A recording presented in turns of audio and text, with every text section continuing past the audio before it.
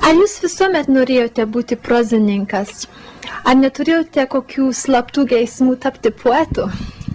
Kodėl slaptų? Daug ko norėjau būti. Norėjau būti profesorium, filosofu, savo laiku rašiau eilėraščių, bet prozininkas gal, bet tiesa, aš norėjau būti ir dailininku. Iš tikrųjų ir į mokyklą įstūmė buvęs mokytojas, kaip tik mano mokytojas buvo vienas galbūt iš geriausių, nors Becenzis buvo, tai dabartinio gana žymaus Kulpos tėvas.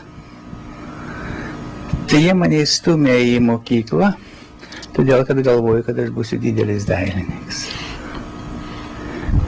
Paskiau gyvenimas taip išėjo, kad matai,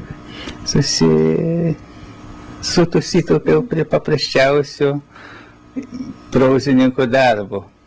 Bet kada pradėjote tada rašyti, sakot, ar nuo eilėraščių gal? Ne.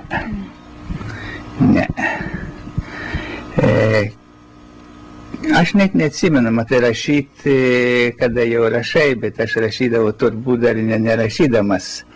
Aš sekdavau pasakas visokias, tokių, kokių nieks kitas nežinojo. Pasakorius. Taigi, jis vaikų tarpe būdavo pasakas, sekdavau. Ir jie klausdavo, iš kur tu išmoksti. Kadangi pasaką turėjau, kas nors būti išmokęs iš ko nors, iš senelės, iš ko.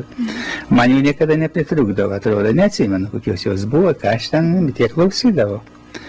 Paskiau pradžios mokyklai būdamas esu turbūt parašęs ar pusiau parašęs didelę apysaką, nežinau, kokį po porą šimtų puslapių turbūt rankos raštų buvau prirašęs, bet ką aš ten rašiau, tai aš ir nežinau dabar.